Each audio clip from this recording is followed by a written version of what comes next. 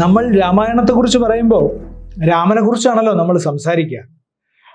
രാമനെക്കുറിച്ച് സംസാരിക്കുക എന്നാൽ നമ്മൾ ജീവിതത്തെക്കുറിച്ച് സംസാരിക്കുക എന്നാണ്. നമ്മൾ കൃഷ്ണനെക്കുറിച്ച് സംസാരിക്കുക എന്നാൽ ജീവിതത്തെക്കുറിച്ച് മാത്രം സംസാരിക്കുക എന്നല്ല, ജീവിത അനുബന്ധിയായിട്ടുള്ള സകല കാര്യങ്ങളെക്കുറിച്ചും സംസാരിക്കുക എന്നാണ്. അങ്ങനെ വ്യത്യാസമുണ്ട് ഇവർ തമ്മിൽ. വ്യാസന്റെ സൃഷ്ടിയായിട്ടുള്ള കൃഷ്ണനും വാൽമീകിയുടെ സൃഷ്ടിയായിട്ടുള്ള രാമനും ഇന്ത്യയിൽ എമ്പാടും, ചിലപ്പോൾ ലോകത്തെമ്പാടും അതിൻ്റെ രണ്ട് തരത്തിലുള്ള സ്വാധീനം ചെലുത്തി നിലനിൽക്കുന്നുണ്ട്. ഈ കഥാപാത്രങ്ങളെ ഒന്ന് താരതമ്യം ചെയ്യുന്നത് വളരെ കൗതുകകരമായിട്ടുള്ള ഒരു കാര്യമാണ്. ഈ രണ്ട് കഥാപാത്രങ്ങൾ രണ്ടുപേരും ഇന്ത്യയിലൊട്ടാകെ ആരാധിക്കപ്പെടുന്നവർ. ശ്രീകൃഷ്ണൻ വലിയ റൊമാൻറ്റിക് ഹീറോ എന്ന നിലയിലാണ് ആരാധിക്കപ്പെടുന്നത്, കാൽപ്പനികനായ നായകനായിട്ടാണ്. കാൽപ്പനിക നായകന്മാർ എല്ലാ സമയത്തും വിജയിച്ചുകൊണ്ടിരിക്കുന്ന ആളുകളല്ല, പരാജയപ്പെടുന്ന ആളുകളാണ്, ദുഃഖങ്ങളെ ഏറ്റുവാങ്ങുന്ന ആളുകളാണ്. എത്ര ദുഃഖം ഏറ്റുവാങ്ങിയാലും എത്ര പരാജയപ്പെട്ടാലും അതിൽ കീഴടങ്ങാത്ത ആളുകളാണ്. ശ്രീകൃഷ്ണൻ അങ്ങനെ കീഴടങ്ങാത്ത ഒരാളായിരുന്നു. അവസാന നിമിഷം കാലിൽ അമ്പ് കൊള്ളുമ്പോഴും അദ്ദേഹം ആ വ്യാധനോട് കാര്യങ്ങൾ അന്വേഷിക്കുന്ന ഒരാളാണ്. എന്നെ അമ്പെയ്തു, എനിക്കിത് സംഭവിക്കേണ്ടതാണ്, ഞാനിത് സംഭവിക്കുമെന്ന് നേരത്തെ പ്രതീക്ഷിക്കുന്നു എന്ന നിർമ്മമത നേടിയിട്ടാണ് അവസാനത്തെ സ്വർഗാരോഹണ സന്ദർഭം.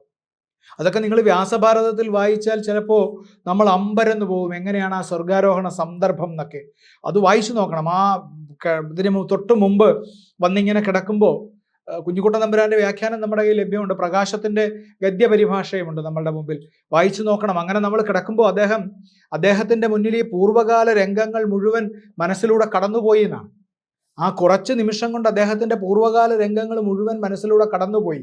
ആ കടന്നു പോകുമ്പോൾ ഉണ്ടാകുന്ന നിർമ്മമതയാണ്. അതിൽ അദ്ദേഹം ആ പൂർവ്വകാല കാര്യങ്ങളിലൊന്നും അദ്ദേഹം ഏതെങ്കിലും തരത്തിൽ ചഞ്ചലനാവുന്നില്ല. പകരം ഞാൻ യോഗസമാധിയിലാകാൻ പോകുന്നു എന്നാണ്. എത്ര യോഗേശ്വര കൃഷ്ണോ എന്നാണല്ലോ പറയാ. യോഗേശ്വരനായ കൃഷ്ണൻ അപ്പൊ യോഗസമാധിയിലാവാൻ പോവുകയാണ്. ആ യോഗസമാധിയിലാകാൻ പോകുന്നതിന് തൊട്ടു മുമ്പാണ് ഇത് സംഭവിക്കുന്നത്. പക്ഷേ ശ്രീരാമനിൽ അങ്ങനെ ഒരു സന്തുലിതാവസ്ഥ നമുക്ക് കാണാൻ പറ്റില്ല. ശ്രീകൃഷ്ണൻ താൻ ജീവിച്ചിരുന്ന കാലത്ത് അദ്ദേഹം നിലവിലുണ്ടായിരുന്ന ഒരു നിയമസംഹിതയ്ക്കും വിധേയനായിട്ടല്ല ജീവിച്ചത്. ആ കാലത്ത് നിലവിലുണ്ടായിരുന്ന ആചാരങ്ങളെല്ലാം ലംഘിക്കാനാണ് ശ്രമിച്ചത്. അതുവരെ നിലവിലുണ്ടായിരുന്ന എല്ലാത്തരം മാന്ത്രിക പ്രയോഗങ്ങളെയും താന്ത്രിക പ്രയോഗങ്ങളെയും നിഷേധിച്ചാണ് ജീവിച്ചത്. ഭഗവത്ഗീത പറയുന്നുണ്ടല്ലോ, നിങ്ങൾ വേദത്തിന്റെ കർമ്മകാണ്ഡത്തെ ഒരു കാരണവശാലും പരിഗണിക്കരുതെന്ന് പറയുന്നുണ്ട്. നിങ്ങൾ ഈ കർമ്മകാണ്ഡത്തെ, യാഗം യജ്ഞം എന്നൊക്കെ പറയുന്ന ഈ കർമ്മകാണ്ഡത്തെ ഒരു തരത്തിലും നിങ്ങൾ പരിഗണിക്കേണ്ടതില്ല എന്ന് ഭഗവത്ഗീതയെ പറയുന്നുണ്ട്. അദ്ദേഹത്തിന്റെ ജീവിതത്തിലും അങ്ങനെ തന്നെ. മഴ പെയ്യിക്കുന്നത് ഇന്ദ്രനല്ല, പകരം ഈ പർവ്വതമാണ്. മഴ പെയ്യിച്ചാൽ ഞാൻ ഗോവർദ്ധനം എടുത്ത് നിങ്ങൾക്ക് കുട പിടിച്ച് കാണിച്ചു തരാം എന്ന് പറയുന്ന തരത്തിൽ വളരെ വ്യക്തിനിഷ്ഠമായി അസാമാന്യമായ കരുത്തുണ്ടായിരുന്ന കഥാപാത്രമാണ്. പരാഭിപ്രായത്തെക്കുറിച്ച് യാതൊരു ആശങ്കയുമില്ല. എന്നെക്കുറിച്ച് ആരെന്തും പറഞ്ഞോട്ടെ എന്നുള്ളതാണ്. എന്നെക്കുറിച്ച് ആരെന്തും പറഞ്ഞോട്ടെ, ഞാൻ എൻ്റെതായ വഴിയിൽ സഞ്ചരിക്കുമെന്ന് പറഞ്ഞ കഥാപാത്രമാണ്. നമ്മൾ നേരെ ഇപ്പുറത്തേക്ക് വന്ന് വാൽമീകിയുടെ രാമനെ പരിശോധിച്ച് നോക്കിയാൽ രാമൻ അങ്ങേയറ്റം ആചാരനിഷ്ഠനാണ്. എല്ലാ ഉപചാരങ്ങളും ആചാരങ്ങളും പാലിച്ചാണ് ജീവിക്കുന്നത്. ഗുരുക്കന്മാരോട് അങ്ങേയറ്റം വിധേയനായിട്ടാണ് ജീവിക്കുന്നത്. ഗുരു ഉപദേശത്തിനനുസരിച്ചാണ് ജീവിക്കുന്നത്. പിതാവ് പറയുന്നത്, ഗുരു പറയുന്നത്, അമ്മ പറയുന്നത്, പ്രജകൾ പറയുന്നത്, എല്ലാ കാര്യത്തോടും വിധേയനായിട്ടാണ് ജീവിക്കുന്നത്. ഈ വിധേയത്വത്തിൻ്റെ മുകളിൽ തൻ്റെ വ്യക്തി ജീവിതം വന്നിങ്ങനെ സമ്മർദ്ദം ചെലുത്തുമ്പോൾ അതിൽ അറിയാതെ പിടഞ്ഞു പോകുന്ന ആളാണ്. ഓരോ സന്ദർഭത്തിലും നമുക്കത് കാണാം. പരാഭിപ്രായ ഭീതിയുണ്ട് അദ്ദേഹത്തിന് എപ്പോഴും. പരാഭിപ്രായ ഭീതി, വേറൊരാൾ എന്തു പറയുന്നു എന്ന ഭയം. പ്രജാഹിതം എന്ന് നമ്മൾ പറയുന്നതിനകത്ത് തന്നെ ഒരു പരാഭിപ്രായ ഭയം കൂടി അദ്ദേഹത്തിലുണ്ട്. വേറൊരാൾ എന്നെക്കുറിച്ച് അങ്ങനെ പറയരുത്. വാൽമീകി രാമായണത്തിൽ ഈ ചാരന്മാർ പോയിട്ട് തിരിച്ചു വന്നിട്ട് സീതയെക്കുറിച്ചൊരു അപവാദം പറഞ്ഞു കഴിയുമ്പോൾ അദ്ദേഹത്തിനുണ്ടാകുന്ന മാനസിക സംഘർഷത്തെക്കുറിച്ച് വാൽമീകി എഴുതിയിട്ടുണ്ട് കേട്ടോ. ആ മാനസിക സംഘർഷം ഉണ്ടായിട്ടാണ് അദ്ദേഹം സഹോദരന്മാരെ എല്ലാം വിളിച്ചു വരുത്തിയിട്ടാണ് അദ്ദേഹം പറയുന്നത്, ഇങ്ങനെ ഒരു അപവാദം കേട്ടിരിക്കുന്നു. താനേ തീരുമാനം എടുക്കല്ല, സഹോദരന്മാരെ എല്ലാം വിളിച്ചു. എന്നിട്ട് തീരുമാനമെടുത്തിട്ട് എൻ്റെ തീരുമാനം സീതയെ വനത്തിൽ ഉപേക്ഷിക്കാനാണ് എന്ന് പറഞ്ഞിട്ട് അദ്ദേഹം പറയുന്നു, ഇത് നിഷേധിക്കുകയാണെങ്കിൽ നിങ്ങൾ എൻ്റെ സഹോദരന്മാരല്ല എന്നാണ് പറയുന്നത്. അങ്ങനെ പറയുന്ന തരത്തിൽ അസാമാന്യമായ സംഘർഷം അനുഭവിക്കുന്നു. ശ്രീകൃഷ്ണനെ നിങ്ങൾ മറുഭാഗത്ത് പരിശോധിച്ച് നോക്കൂ. ശ്രീകൃഷ്ണൻ ആലോചിക്കുന്നില്ല ആരെന്തു പറയുന്നു. സെമന്തകം മണി മോഷ്ടിച്ചുകൊണ്ട് പോയതിനെ കുറിച്ച് കുഞ്ചൻ നമ്പ്യാരൊക്കെ വളരെ വിശദമായിട്ട് സരസമായിട്ട് എഴുതിയിട്ടുണ്ടല്ലോ. അതുകൊണ്ടൊന്നും അദ്ദേഹം കുലുങ്ങുന്നില്ല. ഈ രണ്ട് കഥാപാത്രങ്ങൾ തമ്മിൽ, നമ്മളുടെ ഇതിഹാസത്തിലെ രണ്ട് കഥാപാത്രങ്ങൾ, നമ്മൾ അവതാരങ്ങളെന്ന് കീർത്തിക്കുന്ന ഈ രണ്ട് കഥാപാത്രങ്ങൾ നമ്മളുടെ മനസ്സിൻ്റെ രണ്ട് ഭാഗങ്ങളാണ്. അല്ലാതെ ഇത് പുറത്ത് പ്രവർത്തിക്കുകയാണെന്ന് നിങ്ങൾ വിചാരിക്കേണ്ട. ഇത് നിങ്ങളുടെ ഉള്ളിൽ പ്രവർത്തിക്കുന്നു. നിങ്ങളുടെ ഉള്ളിൽ ശ്രീകൃഷ്ണനും ശ്രീരാമനും പ്രവർത്തിക്കുന്നുണ്ട്. പരാഭിപ്രായ ഭീതിയുള്ള ആചാരങ്ങളെ അനുസരിക്കുന്ന ആചാര്യന്മാരെ അനുസരിക്കുന്ന നിങ്ങൾക്ക് സമൂഹത്തിൻ്റെ നിയമങ്ങൾക്ക് വിധേയനായി ജീവിക്കുന്ന ഒരാളായി കഴിയുന്ന, നിങ്ങളുടെ ഉള്ളിൽ സംഘർഷം അനുഭവിക്കുന്ന ഒരാൾ ഇപ്പോഴും ഉണ്ട്. ശ്രീകൃഷ്ണനുമുണ്ട്. ഈ പരാഭിപ്രായത്തെ മാനിക്കണ്ട, എനിക്ക് ഉച്ഛൃംഖലമായി ജീവിക്കണം, എനിക്ക് ഈ ചങ്ങലകളെ പൊട്ടിച്ച് ജീവിക്കണം, എനിക്ക് തോന്നിയത് ചെയ്യണം, എനിക്ക് ശരിയെന്ന് തോന്നുന്നത് ചെയ്യണം, ആ ചെയ്യുമ്പോൾ അതിൽ എൻ്റേതായ ഒരു ശരിയുടെ ഉറപ്പുണ്ടാവണം എന്ന് വിചാരിക്കുന്ന, അതും ധർമ്മബോധത്തിൻ്റെ അടിസ്ഥാനത്തിൽ തന്നെയാണ്.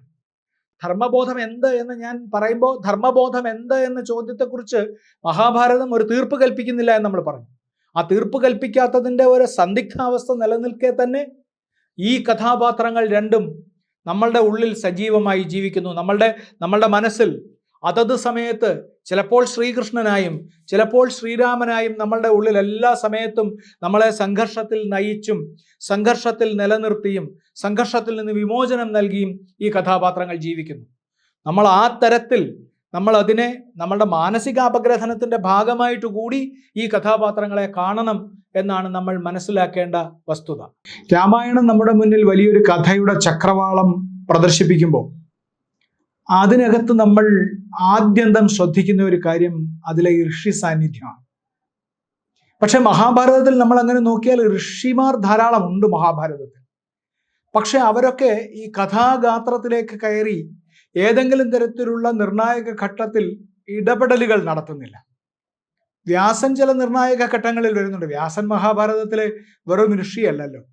ആ വംശപരമ്പരയുടെ നിലനിൽപ്പിന് വേണ്ടി വേണ്ട സമയത്ത് അതിനകത്ത് ഇടപെടൽ നടത്തുകയും അതിൽ പിൽക്കാലത്ത് ജനിച്ച രാജാക്കന്മാരുടെ പിതാവായിരിക്കുകയും ചെയ്ത ആളാണ്. അദ്ദേഹം ആ പിതൃത്വം ഒട്ടും ആഗ്രഹിക്കുകയോ അല്ലെങ്കിൽ ആ പിതൃത്വത്തിന് വേണ്ടി അതിൽ പ്രവർത്തിക്കുകയോ ചെയ്തിട്ടില്ല എന്നത് സത്യം. അതുകൊണ്ട് തന്നെ വ്യാസന്റെ സാന്നിധ്യത്തെ നമ്മൾ ഒരു ഋഷി സാന്നിധ്യമായിട്ട് മാത്രമല്ല മഹാഭാരതത്തിൽ കാണേണ്ടത്.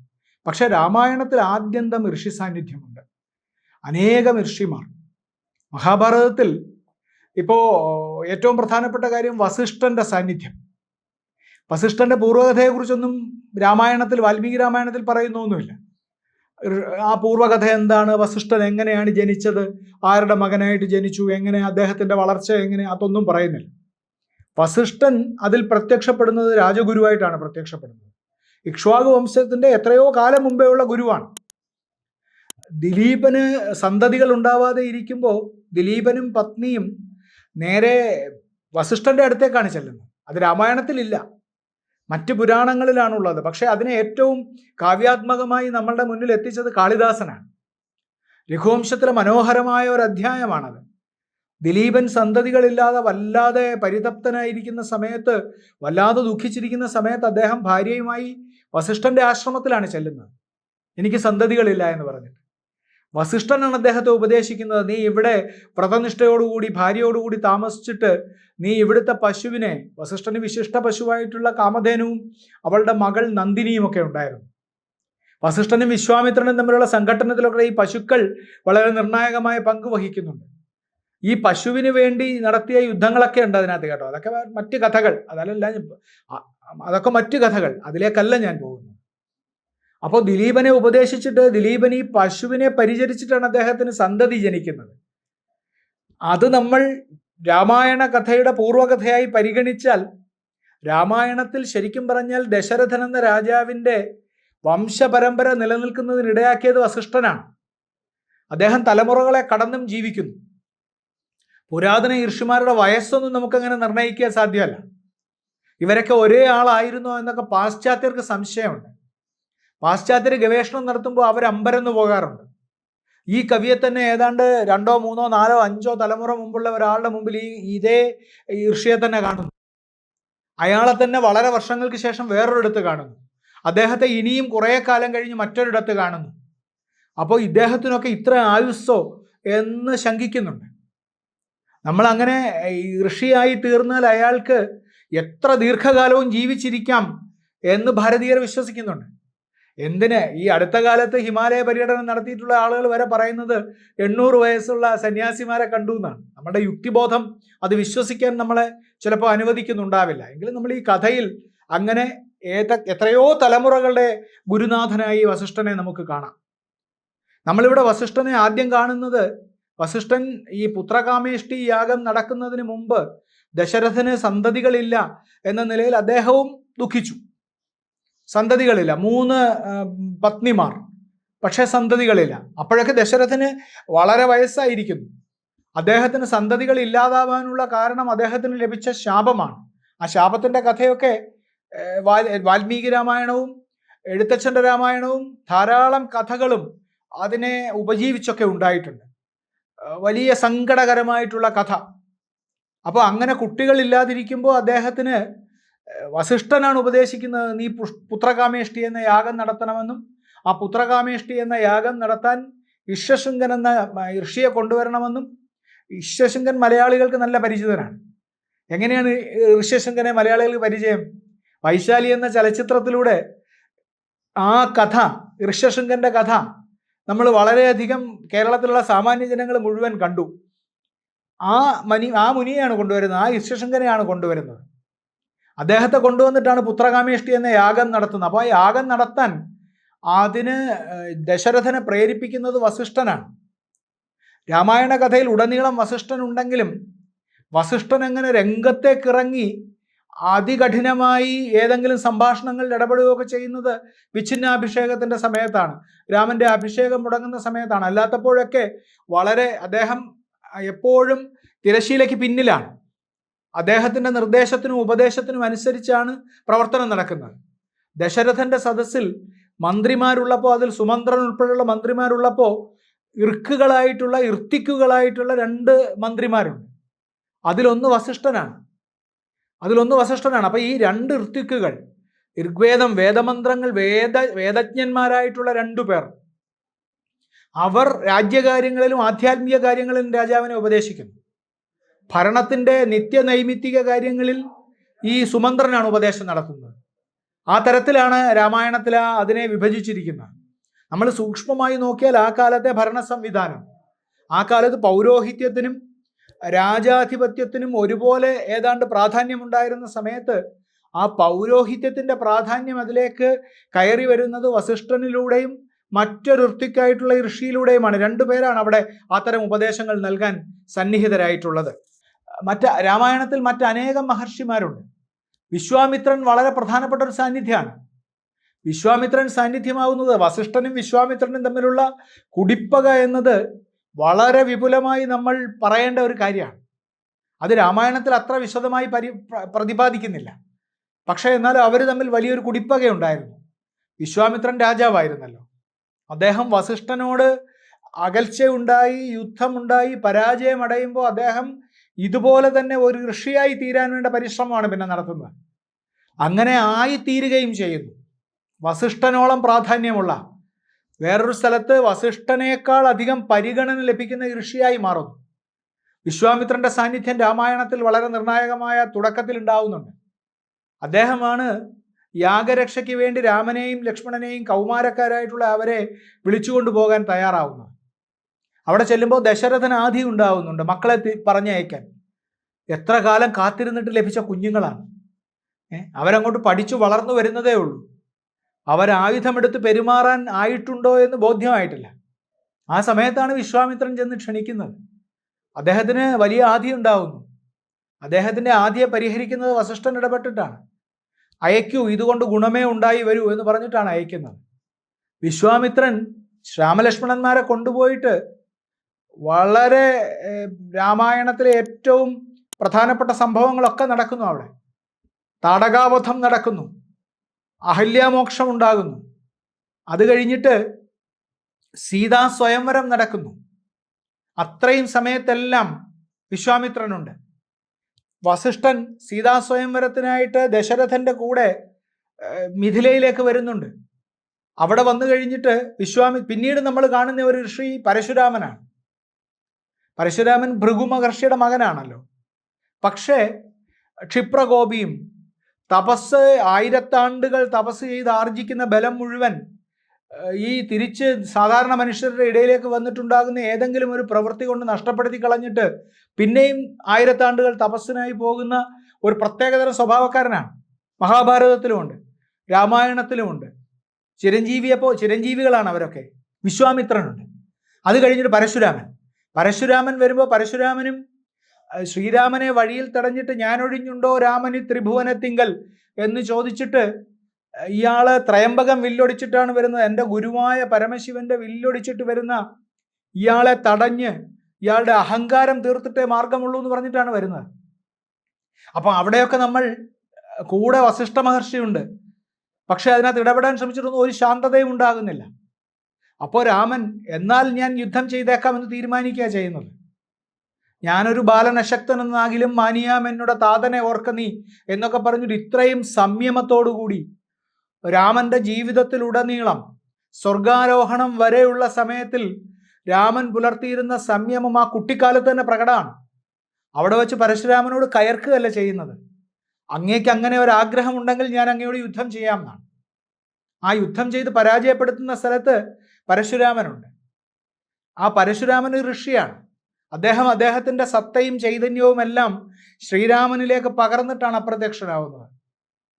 തിരിച്ചു വീണ്ടും വനവാസത്തിലേക്ക് പോകുമ്പോൾ അരണ്യകാണ്ഡത്തിലെത്തുമ്പോൾ എത്രയാണ് ഋഷിമാർ.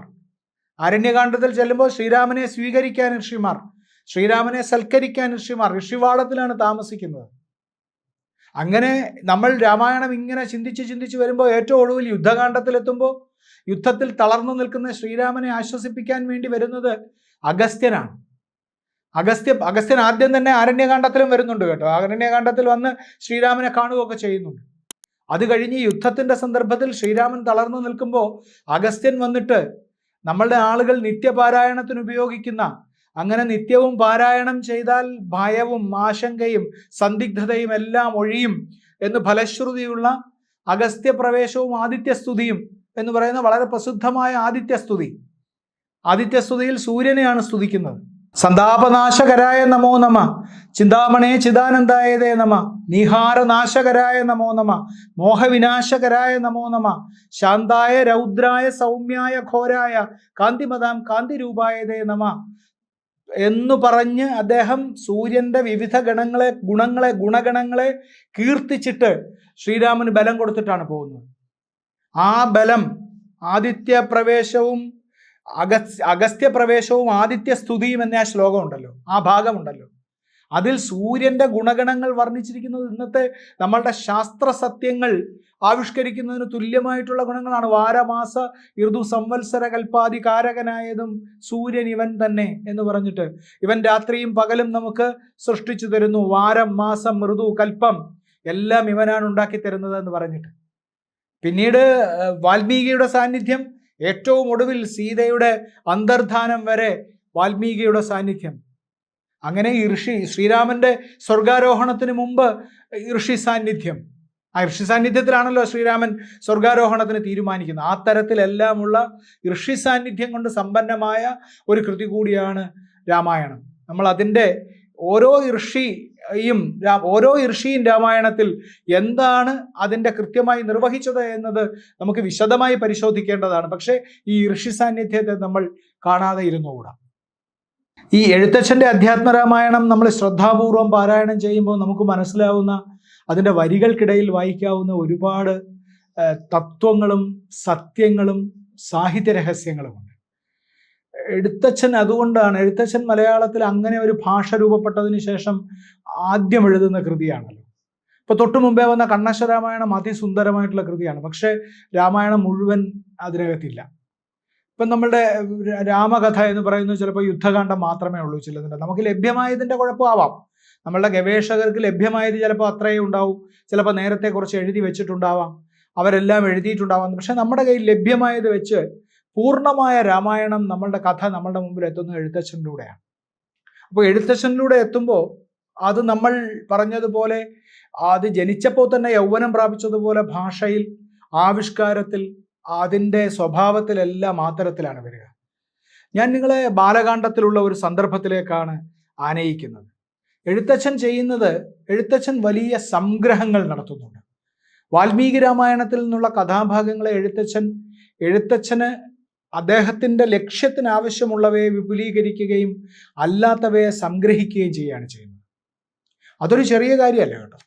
അദ്ദേഹം ഒരു കൃതിയുടെ സംഗ്രഹമല്ല നടത്തുന്നത്. അതുകൊണ്ടാണ് എഴുത്തച്ഛൻ്റേത് അധ്യാത്മരാമായണം പരിഭാഷയല്ല, അതൊരു സ്വതന്ത്ര കൃതിയാണ് എന്ന് പറയുന്നത്. എഴുത്തച്ഛൻ അതിൽ നിരവധി സ്വാതന്ത്ര്യങ്ങൾ എടുത്തിട്ടുണ്ട്. ഒരുപാട് സന്ദർഭങ്ങളിൽ എഴുത്തച്ഛൻ സ്വതന്ത്ര കവിതയായി തന്നെ അതിനെ രചിച്ചിട്ടുണ്ട്. അധ്യാത്മരാമായണത്തിൽ പറഞ്ഞു പോകുന്ന ഭാഗങ്ങളെ എഴുത്തച്ഛൻ്റെ പ്രതിഭയ്ക്ക് ഏറ്റവും അനുയോജ്യമെന്ന് തോന്നുന്ന സ്ഥലങ്ങളിൽ അദ്ദേഹം സ്വയം അങ്ങനെ അതിൽ ഭൂതാവിഷ്ടനായി പോകുന്നത് പോലെ അതിൽ മുഴുകുന്ന സന്ദർഭങ്ങളിൽ അദ്ദേഹം ആ തരത്തിൽ എഴുതി പോയിട്ടുണ്ട്. അതുകൊണ്ട് അതിൻ്റെ കഥാഭാഗങ്ങൾ നമ്മൾ വായിക്കുമ്പോൾ നമുക്ക് ആ കഥാഭാഗങ്ങളെ ആസ്പദമാക്കി നമ്മൾ അദ്ദേഹം പറഞ്ഞതിനും അപ്പുറത്തേക്ക് ചില അർത്ഥങ്ങളിലേക്ക് നമുക്ക് ചെല്ലാൻ കഴിയും. അതിനെയാണല്ലോ നമ്മൾ വ്യാഖ്യാനം എന്ന് പറയുന്നത്. ഇപ്പം കാളിദാസൻ കവിത എഴുതി വെച്ചിട്ട് കാളിദാസന്റെ കവിതയിൽ കാളിദാസൻ എഴുതിയതിനും അപ്പുറം ആഴത്തിലേക്ക് ഇറങ്ങി ചിലത് കാണാൻ കൂടെയുള്ള ആളുകൾ ശ്രമിക്കുമ്പോഴാണല്ലോ അതിന് വ്യാഖ്യാനങ്ങൾ നിരവധി ഉണ്ടാവുന്നത്. കാളിദാസ കൃതികൾക്ക് എത്ര വ്യാഖ്യാനങ്ങളാണ് ഉള്ളത്? ഇപ്പം മല്ലിനാഥൻ എന്ന് പറയുന്ന ഒരു വലിയ വ്യാഖ്യാതാവ് കാളിദാസ കൃതികൾ മാത്രമേ വ്യാഖ്യാനിച്ചുള്ളൂ എന്നാണ് പറയുന്നത്. ആ കൃതികൾ മാത്രം വ്യാഖ്യാനിക്കാൻ ഒരാൾ തൻ്റെ ജീവിതം മാറ്റിവെച്ചു. എഴുത്തച്ഛൻ്റെ രാമായണത്തെ മാത്രം നമ്മൾ പരിഗണിച്ചാൽ എഴുത്തച്ഛനെ മാത്രം പഠിക്കാൻ വേണ്ടിയിട്ട് ജീവിതം മാറ്റിവെച്ചിട്ടുണ്ട് മലയാളികളിൽ പലരും. ഇപ്പോൾ എഴുത്തച്ഛൻ്റെ കൃതികൾ ആദ്യം നമ്മളുടെ മുമ്പിൽ അവതരിപ്പിച്ച PK നാരായണപിള്ള, അദ്ദേഹം സാഹിത്യ പഞ്ചാനൻ, അദ്ദേഹം ഈ പ്രധാനപ്പെട്ട പഴയ കവികളെ അവതരിപ്പിക്കുമ്പോൾ എഴുത്തച്ഛനെ സംബന്ധിക്കുന്ന ആദ്യത്തെ ഏറ്റവും പ്രധാനപ്പെട്ട തിയറികളൊക്കെ അദ്ദേഹമാണ് അവതരിപ്പിക്കുന്നത്. എഴുത്തച്ഛൻ്റെ പേര്, എഴുത്തച്ഛൻ എവിടെ ജനിച്ചു, എവിടെ ജീവിച്ചു, എത്ര കാലമുണ്ടായിരുന്നു അദ്ദേഹത്തിൻ്റെ ജീവിതം എന്നൊക്കെ പറയുന്ന കാര്യത്തിൽ പ്രാഥമിക നിഗമനങ്ങൾ അങ്ങനെയാണ് ഉണ്ടാവുന്നത്. കുറച്ച് കാര്യങ്ങൾ ഉള്ളൂർ തൻ്റെ സാഹിത്യ ചരിത്രത്തിൽ എഴുതുന്നു. വടക്കൻകൂർ രാജരാജവർമ്മ അതേക്കുറിച്ച് പഠിക്കുന്നു. കേരളത്തിലെ പിൽക്കാലത്തേക്ക് വന്ന എല്ലാ നിരൂപകന്മാരിലും എഴുത്തച്ഛനെ കുറിച്ചുള്ള പഠനം ഏറിയോ കുറഞ്ഞോ നടത്താത്ത ആളുകൾ വളരെ കുറവാണ്. ഒന്നുകിൽ അധ്യാത്മരാമായണത്തിൻ്റെ ഒരു ഭാഗം മാത്രം എടുത്ത് പഠിക്കുക, അല്ലെങ്കിൽ അധ്യാത്മരാമായണത്തെ മുഴുവനായി പഠിക്കുക, അല്ലെങ്കിൽ അതിലെ ഒരു കഥാപാത്രത്തെ എടുത്ത് പഠിക്കുക, അതിൻ്റെ ഓരോ കാണ്ഡവും പ്രത്യേകം വിലയിരുത്തുക. ഇങ്ങനെയൊക്കെയുള്ള പഠനങ്ങൾ മലയാളത്തിൽ എത്രയെങ്കിലും ഉണ്ടായിട്ടുണ്ട്. അതിലൂടെ കടന്നു പോകുമ്പോൾ നമുക്ക് മനസ്സിലാവുന്ന ഒരു കാര്യം, എഴുത്തച്ഛൻ വെറുതെ ഒരു കൃതി എഴുതി വെച്ച ആളല്ല എന്നാണ്. പിൽക്കാലത്ത് വന്ന എഴുത്തുകാരെ കുറിച്ച് എന്തുകൊണ്ടാണ് നമ്മൾ അങ്ങനെ ആലോചിക്കാത്തത്? ഇപ്പം CV രാമൻപിള്ളയെ കുറിച്ച് നിരവധി പഠനങ്ങൾ വരുന്നുണ്ടെങ്കിൽ അതിൻ്റെ അർത്ഥം അദ്ദേഹം പിന്നീടും വായിക്കുന്നവർക്ക് വേണ്ടിയിട്ട് അതിൽ ചിലത് അടക്കം ചെയ്തിട്ടുണ്ട് എന്നാണ്. അങ്ങനെ എഴുത്തച്ഛൻ അങ്ങനെ നിധി പേടകത്തിൽ അടക്കം ചെയ്ത ആളാണ് എഴുത്തച്ഛൻ. അദ്ദേഹത്തിൻ്റെ ബാലകാണ്ഡത്തിൽ നിന്നുള്ളൊരു ഭാഗം ഞാൻ വായിക്കാം, നിങ്ങളെ കേൾപ്പിക്കാം. ചിന്താചഞ്ചലനായ പങ്ക്തിസ്യന്തന നൃപൻ മന്ത്രിച്ചു ഗുരുവിനോട് ഏകാന്തയെ ചൊല്ലിയിടിനാൻ, എന്ത് ചെയ്യുവതു ഗുരോ, നന്ദനൻ തന്നെ മമ സന്ധ്യജിച്ചിടുവതിനില്ലല്ലോ ശക്തിയൊട്ടും, എത്രയും കൊതിച്ച കാലത്തിങ്കൽ ദൈവവശാൽ സിദ്ധിച്ച തനയനാം രാമനെ പിരിയുമ്പോൾ നിർണയം മരിക്കും ഞാൻ, രാമന് നൽകിയിടാഞ്ഞാൽ അന്വയനാശം കൂടെ വരുത്തും വിശ്വാമിത്രൻ. വിശ്വാമിത്രൻ വന്ന് രാമനെ ആവശ്യപ്പെടുന്ന സന്ദർഭത്തിൽ വസിഷ്ഠനോട് ദശരഥൻ പറയുകയാണ്, ഈ കൊതിച്ച കാലം എന്ന് പറയുന്ന വാക്കുണ്ടല്ലോ, ആ കൊതിച്ച കാലം എന്നതിൽ ദശരഥൻ അനുഭവിച്ച സകല ആ അനപത്യതാ ദുഃഖം എന്ന് പറയുന്നത്, കുട്ടികളില്ലാതെ അനുഭവിച്ച പുത്രനില്ലാതായി പോയതിൻ്റെ അനുഭവിച്ച ദുഃഖം മുഴുവൻ എഴുത്തച്ഛൻ ഈ 2 വാക്കിൽ കൊതിച്ച കാലം എന്ന് പറയുന്നതിനകത്ത് അടക്കം ചെയ്തിരിക്കുന്നു. കൊതിച്ച കാലം എന്നാണ് പറയുന്നത്. എത്രയും കൊതിച്ച കാലത്തിങ്കൽ ദൈവവശാൽ സിദ്ധിച്ച തനയൻ എന്നാണ്. എനിക്ക് ദൈവവശാൽ സിദ്ധിച്ച തനയനാണ്. എന്നിട്ട് തൊട്ടു പിന്നാലെ രാമനെ കൊടുത്താൽ അങ്ങനെ തനയനെ, രാമനെ പിരിയുമ്പോൾ നിർണയം മരിക്കും ഞാൻ. എന്തൊരു പ്രവചന സ്വഭാവമുള്ള വാക്യമാണ്. രാമനെ പിരിയുമ്പോൾ നിർണയം മരിക്കും ഞാൻ. ഈ അറം പറ്റുക എന്നൊക്കെ പറയുന്നത് പോലെ തൊട്ടു പിന്നാലെ സംഭവിക്കാൻ പോകുന്നു. ഇത് കഴിഞ്ഞ് രാമൻ വളർന്ന് യൗവനയുക്തനായി രാമാഭിഷേകത്തിന് വിഘ്നം വന്നു കഴിഞ്ഞ് രാമനെ വനത്തിലേക്ക് അയച്ചു കഴിയുമ്പോൾ രാമനെ അയച്ചതിൻ്റെ ദുഃഖം സഹിക്കവയ്യാതെ പിടഞ്ഞ് മരിക്കുകയാണ് ദശരഥൻ. എത്രയോ മുമ്പേ അദ്ദേഹം പറയുന്നു, രാമനെ പിരിഞ്ഞെന്നാൽ നിർണയം മരിക്കും ഞാൻ. രാമനെ പിരിയുമ്പോൾ നിർണയം മരിക്കും എന്നാണ്, ഞാൻ മരിച്ചു പോകും എന്നാണ്. ആ തരത്തിൽ എഴുത്തച്ഛൻ അങ്ങനെ ആ ഭാവ തീവ്രത വരുത്തത്തക്ക വിധത്തിൽ എഴുത്തച്ഛൻ അതിനെക്കുറിച്ച് എഴുതിയിട്ടുണ്ട്. ദശരഥന് വരാനിരിക്കുന്ന ദുർവിധി അദ്ദേഹം മുൻകൂട്ടി കാണുന്നത് പോലെ. ആ എഴുത്തുകാരൻ്റെ പദപ്രയോഗത്തിലുള്ള ആ സൂക്ഷ്മത നമ്മൾ പരിശോധിച്ച് നോക്കണം. ഞാൻ കൊതിച്ച കാലം എന്ന്. ഏത് കാലത്തെയും മലയാളമാണ് കേട്ടോ. ഇത് എഴുതിയത് ഏത് കാലത്താണ് എഴുത്തച്ഛൻ? നമുക്ക് നൂറ്റാണ്ടുകൾക്ക് മുമ്പ് എഴുത്തച്ഛൻ എഴുതിയതാണ് കൊതിച്ച കാലം എന്ന്. നമ്മുടെ ഇന്നത്തെയും മലയാളം. രാമനെ പിരിയുമ്പോൾ നിർണയം മരിക്കും ഞാൻ എന്ന് നമ്മുടെ ഇന്നത്തെ മലയാളം. കേരളത്തിലെ ഏത് സാധാരണക്കാരനും തൻ്റെ മകനെ പിരിഞ്ഞാൽ മരിച്ചു പോകും എന്ന് വിചാരിക്കുന്ന ഉത്കട ദുഃഖം അനുഭവിക്കുന്ന ഒരച്ഛനെ കൺമുന്നിൽ കാണാതിരിക്കാൻ നിവൃത്തിയില്ല. എഴുത്തച്ഛൻ്റെ രാമായണത്തിൽ നമ്മളിങ്ങനെ പരിശോധിച്ചു നോക്കിയാൽ നമുക്കത് കാണാം.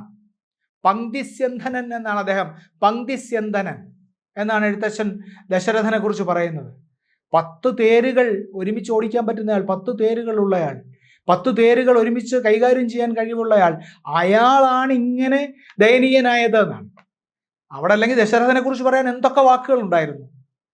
ഈ പങ്ക്തിസ്യന്ധനനായിട്ടുള്ള ദശരഥൻ രാമനെ പിരിയുമ്പോൾ നിർണയം മരിക്കും ഞാനെന്ന് പറയുകയും ഈ കൊതിച്ച കാലം ഞാനിത് കാത്തിരുന്നു എന്ന് പറയുകയും ചെയ്യുമ്പോൾ ഇത്രയും വലിയ പ്രതാപിയായിട്ടുള്ള ആളുടേതാണ് ഈ മഹാദുഃഖമെന്ന് നമുക്ക് പറഞ്ഞു തരികയാണ്. അപ്പോൾ നമ്മൾ രാമായണത്തെ വായിക്കുമ്പോൾ നമുക്ക് ഇതിപ്പോൾ ഞാൻ എൻ്റെതായ ഒരു വ്യാഖ്യാനമാണ്. നിങ്ങൾ വായിക്കുമ്പോൾ നിങ്ങൾക്ക് മറ്റൊരു തരം വ്യാഖ്യാനം നിങ്ങളിൽ ഉണ്ടായെന്നിരിക്കും. അങ്ങനെ ഓരോരുത്തരും വായിക്കുമ്പോൾ അവരുടെ ഉള്ളിൽ അവരവരുടേതായ രാമായണം ജനിക്കും. അങ്ങനെ ഈ തലമുറകളിലെല്ലാം സ്വന്തം രാമായണം ഉണ്ടായിട്ടുണ്ട്.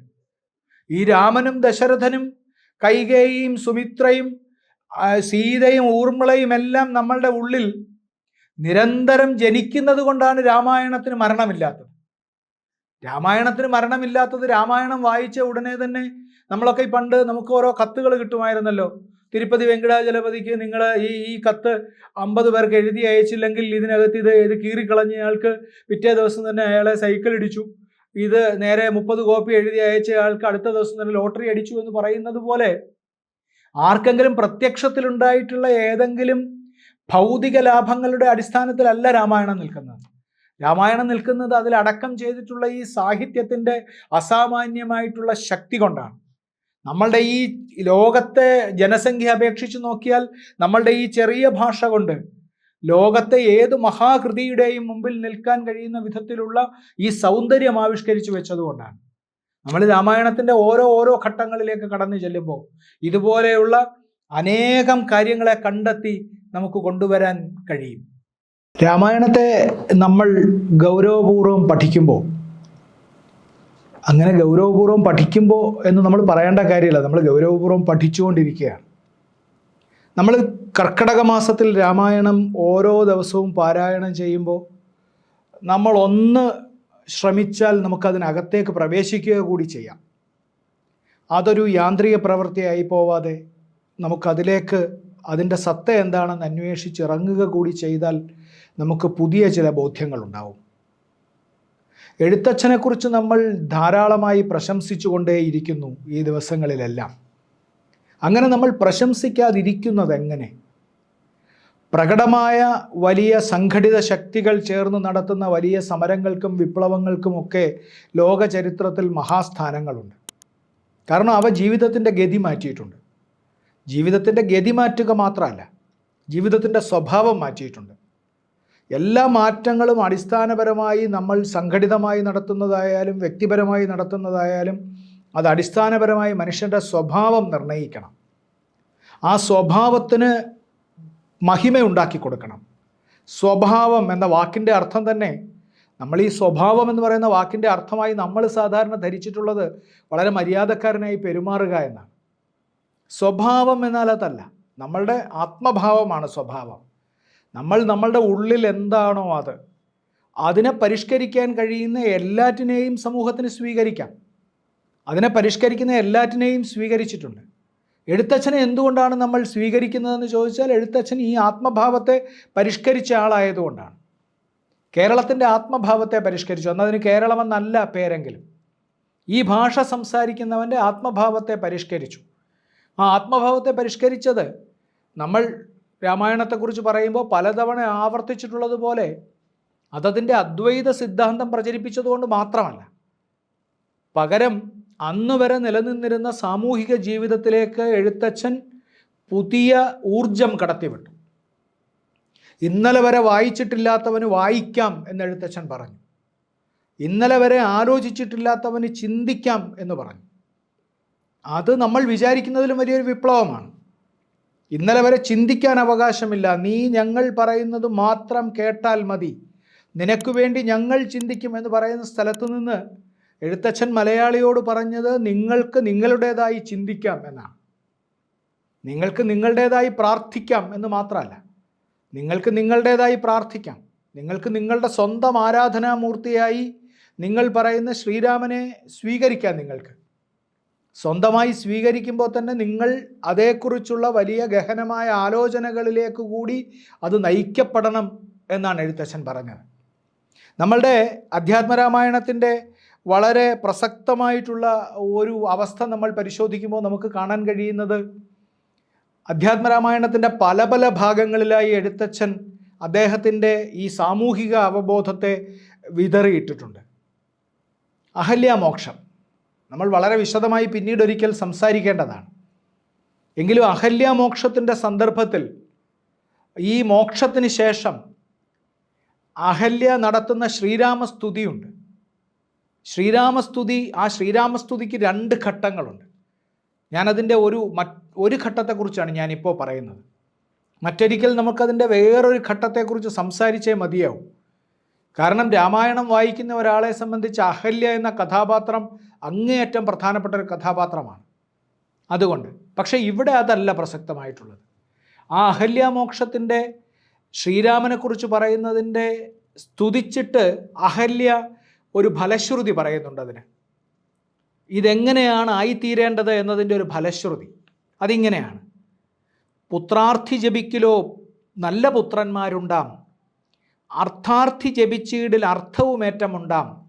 പുത്രനെ ആഗ്രഹിക്കുന്നവൻ ജപിച്ചാൽ അവന് പുത്രനുണ്ടാവും, ധനം ആഗ്രഹിക്കുന്നവൻ ഇത് ജപിച്ചാൽ അവന് ധനമുണ്ടാകും. ഇനി കുറച്ചാളുകളുടെ കാര്യം പറയുന്നു, ഇവർക്കും ഇതാകാം എന്ന്. ഗുരുതൽപകൻ, കനകസ്തേയി, സുരാപായി, ധരണീസുരഹന്ത, പിതൃമാതൃഹാഭോഗി, പുരുഷാധമനേറ്റമെങ്കിലും അവൻ നിത്യം പുരുഷോത്തമം ഭക്തവത്സലം നാരായണം ചേതസി രാമചന്ദ്രം ധ്യാനിച്ച് ഭക്ത്യാ ജപിച്ചാദരാൽ വണങ്ങുകിൽ സാധിക്കുമല്ലോ മോക്ഷം എന്ന്. ഇതിൽ പറയുന്ന ഈ പദങ്ങളൊക്കെ നോക്കണം. ഗുരുതൽപകൻ, ഗുരുതൽപകൻ എന്ന് പറഞ്ഞാൽ അതിന് വലിയ മോശപ്പെട്ടൊരർത്ഥവും കൂടിയുണ്ട് കേട്ടോ. ഗുരുവിനെ നിന്ദിക്കുന്നവൻ എന്ന് നമുക്ക് തൽക്കാലം അതിനർത്ഥം പറയാം. കനകസ്തേയി, സ്വർണം മോഷ്ടിക്കുന്നവൻ. സുരാപായി, മദ്യം ഉപയോഗിക്കുന്നവൻ. ധരണീസുരഹന്ത, ബ്രാഹ്മണനെ കൊല്ലുന്നവൻ. ബ്രഹ്മഹത്യ വലിയൊരു പാപമായി പരിഗണിക്കപ്പെട്ടിരുന്നു പണ്ട്. പിതാവിൻ്റെയും മാതാവിൻ്റെയും സ്വത്ത് അപഹരിക്കുന്നവൻ. നിരന്തരമായി ഈ ആസ്തിക്യബോധം വെടിഞ്ഞ് ഭയങ്കരമായിട്ട് ഭോഗതൽപരനായി ജീവിക്കുന്നവൻ. പുരുഷാധമൻ, ഇങ്ങനെയൊക്കെയുള്ള മനുഷ്യൻ. ഈ പുരുഷൻ എന്ന് പറയുമ്പോൾ അത് ആണിനെക്കുറിച്ച് മാത്രം പറയുന്നതല്ല കേട്ടോ.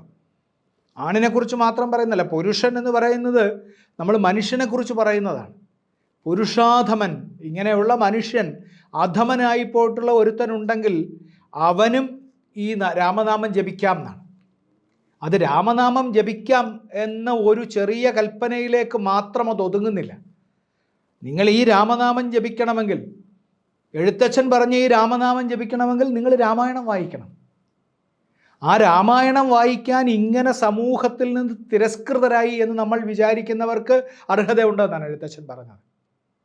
ഹരിനാമകീർത്തനത്തിൽ എഴുത്തച്ഛൻ പറയുമല്ലോ, ഋതുവായ പെണ്ണിനും ഇരപ്പന് ദാഹകന് പതിതന് അഗ്നിയജനം ചെയ്ത ഭൂസുരന്, ഇവർക്കെല്ലാം ഈ ഹരിനാമകീർത്തനം ഉപയോഗിക്കാമെന്ന് എഴുത്തച്ഛൻ നേരത്തെ തന്നെ പറയുന്നുണ്ട്. അവരുടെ കൂടെ എഴുത്തച്ഛൻ സമൂഹത്തിൽ നിന്ന് പുറന്തള്ളപ്പെടാൻ സാധ്യതയുള്ള അധമകൃത്യങ്ങൾ കൊണ്ട് സമൂഹം എല്ലാ കാലത്തും മാറ്റി നിർത്തുന്ന ഇവരെ കൂടി വിമലീകരിക്കുക എന്ന ഒരു ലക്ഷ്യം എൻ്റെ കർമ്മത്തിനുണ്ട് എന്ന് എഴുത്തച്ഛൻ നമുക്ക് ബോധ്യപ്പെടുത്തി തരികയാണ്.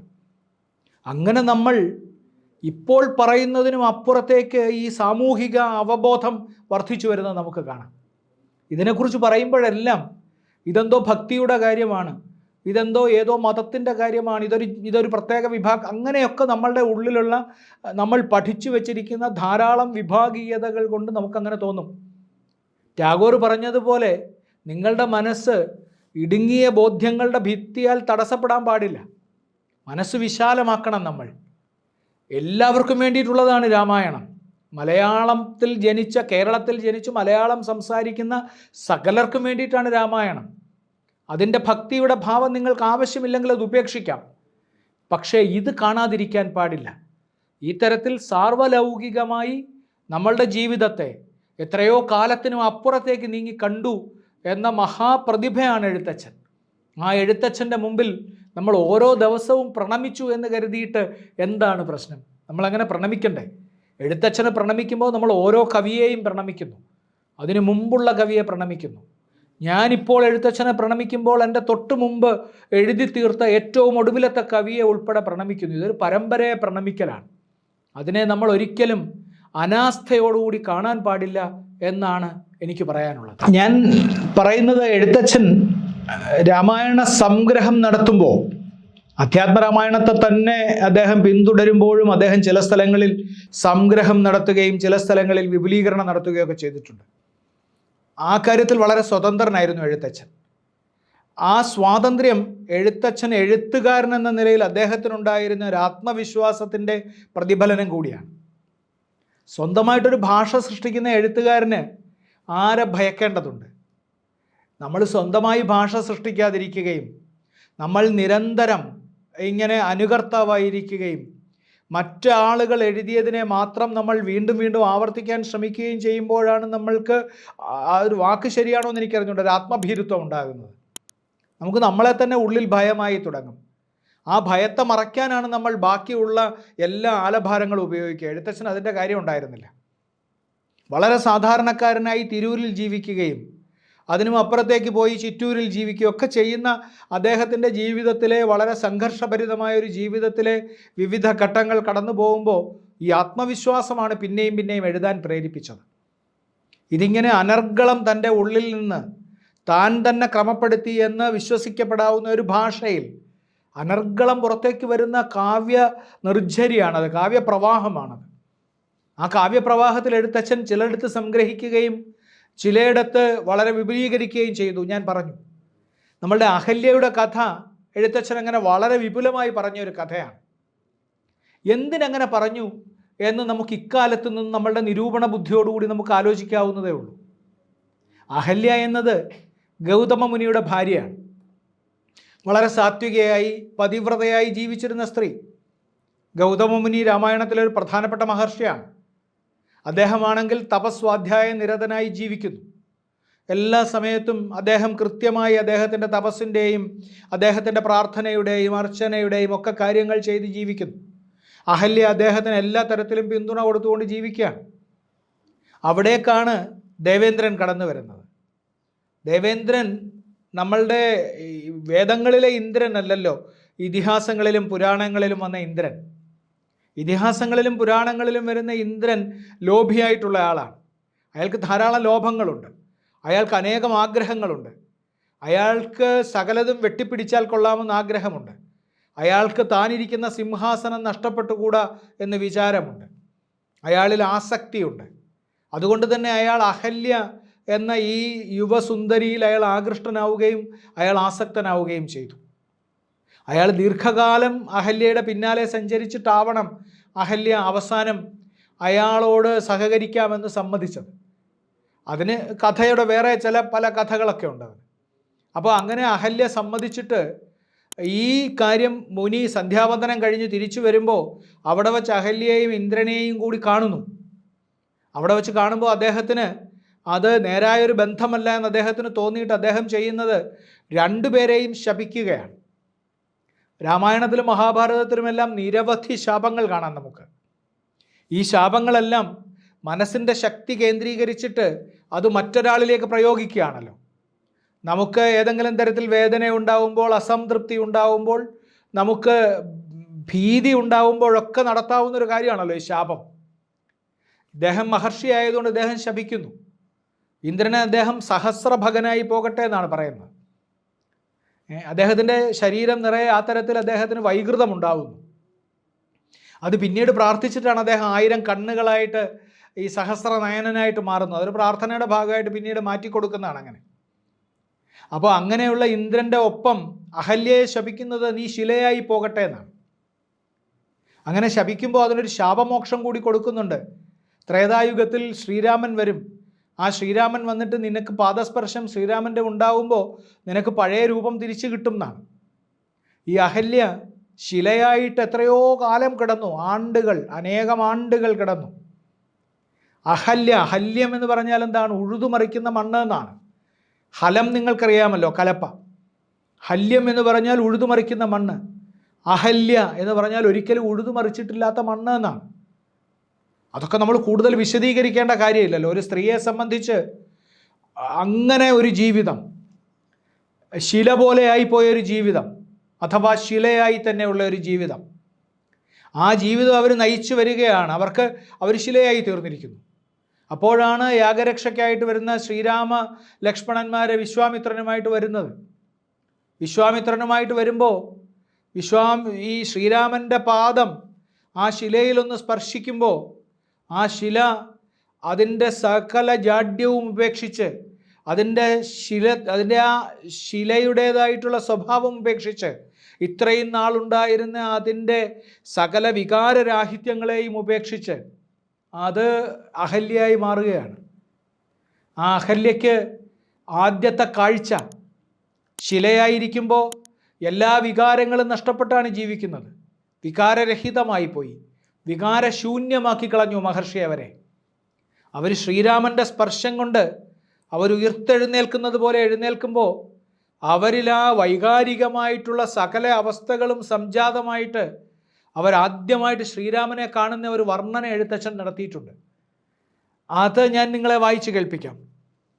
പാപനാശനകരനായൊരു ദേവൻ തന്നെ ചാപബാണങ്ങളോടും പീതമാം വസ്ത്രത്തോടും ശ്രീവത്സ വക്ഷസ്സോടും സുസ്മിത വക്ത്രത്തോടും ശ്രീവാസാംബുജദല സന്നിഭ നേത്രത്തോടും വാസവ നീലമണി സങ്കാശഗാത്രത്തോടും വാസവാദ്യ അമരൗഖ വന്ദിത പാദത്തോടും നിന്നു എന്നാണ്. ശ്രീരാമനെ കാണുകയാണ്. ശ്രീരാമനെ കാണുമ്പോൾ എന്താണ് കാണുന്നത് അഹല്യ? ചാപബാണങ്ങളും വസ്ത്രവും, മഞ്ഞ വസ്ത്രവും കാണുന്നു. പിന്നീട് കാണുന്ന ശ്രീവത്സമണിഞ്ഞ വക്ഷസ്സാണ്. അദ്ദേഹത്തിൻ്റെ വക്ഷസ് കാണുന്നു. സുസ്മിതമായ ചുണ്ട് കാണുന്നു. ചിരിച്ചുകൊണ്ടിരിക്കുന്ന വക്രം, വായ കാണുന്നു. പിന്നെ അദ്ദേഹത്തിൻ്റെ അംബുജദല സന്നിഭമായിട്ടുള്ള നേത്രമാണ് കാണുന്നത്. അങ്ങനെ താമര വിരിഞ്ഞു നിൽക്കുന്ന തടാകത്തിലെ നേർത്ത ഈർപ്പത്തോടു കൂടിയ കണ്ണുകളാണ് കാണുന്നത്. അത് കഴിഞ്ഞിട്ട് കാണുന്നത് വാസവ നീലമണി സങ്കാശഗാത്രമാണ്. ആ ശരീരത്തെ അങ്ങനെ ആഭരണങ്ങൾ അണിഞ്ഞ ശരീരമാണ് കാണുന്നത്. എന്നിട്ടാണ് അദ്ദേഹത്തിൻ്റെ പാദത്തെ വന്ദിക്കുന്നത്.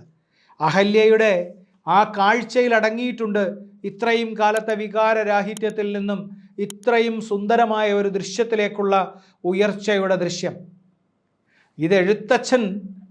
ഇതെഴുത്തച്ഛൻ അല്ലാതെ ഒരാൾക്കിങ്ങനെ എഴുതാൻ സാധ്യമല്ല എന്ന് നമുക്ക് തോന്നും. നമ്മൾ വരികൾ വായിച്ചാൽ മാത്രം പോരല്ലോ, നമ്മൾ അതിനകത്തേക്ക് ഇറങ്ങുക കൂടി വേണം. ശിലയിൽ നിന്ന് സ്ത്രീ പിറക്കുകയാണ്. ശിലയിൽ നിന്ന്, വികാരശൂന്യമായിരുന്ന ശിലയിൽ നിന്ന് വികാരമുള്ള, സൗന്ദര്യമുള്ള, നന്മയുള്ള, ഭക്തിയുള്ള സ്ത്രീ ഉയർത്തെഴുന്നേൽക്കുകയാണ്. അഹല്യയുടെ തൊട്ടു മുമ്പുള്ള സ്തുതി നിറയെ നിരവധി ഉപമകളും അലങ്കാരങ്ങളും നാമജപങ്ങളുടെ ആവർത്തനങ്ങളും ഒക്കെ ചേർന്ന ഭക്തി നിർഭരമായ സ്തുതിയാണ്. ആ ഭക്തി നിർഭരമായ സ്തുതിയോടൊപ്പമാണ് അഹല്യ ഈ തരത്തിലൊരു ദിവ്യ ദർശനത്തെക്കുറിച്ച് നമ്മളോട് പറയുന്നത്. രാമായണത്തിലെ അഹല്യ മോക്ഷം എന്ന അധ്യായത്തിന് ഒരു പ്രത്യേക സൗന്ദര്യമുണ്ട് എന്ന് നിങ്ങൾക്ക് ഇനി വായിക്കുമ്പോൾ മനസ്സിലാവും. എന്തായാലും ഇത് മനസ്സിലായിട്ടുള്ളവർ ധാരാളം ഉണ്ടാവും എന്നും ഞാൻ വിശ്വസിക്കുന്നു. രാമായണത്തിലെ അമ്മമാരെക്കുറിച്ച് ചില പാർശ്വസൂചനകൾ നമ്മൾ ഇതിനകം നൽകിയിട്ടുണ്ട്. രാമായണത്തിലെ അമ്മമാർ മഹാഭാരതത്തിലെ അമ്മമാരിൽ നിന്ന് തീർത്തും വ്യത്യസ്തരാണ്. മഹാഭാരതത്തിലെ അമ്മമാർ ദീർഘവ്യസനം കൊണ്ട് നടക്കുന്ന വലിയ അഗ്നിപർവ്വതങ്ങളാണ്. അവർ നീണ്ടകാലത്തെ ദുഃഖങ്ങളാണ് സഹിക്കുന്നത്. അതിലെ ഓരോ അമ്മയെയും എടുത്തു നോക്കിയാൽ നമുക്കത് കാണാൻ കഴിയും.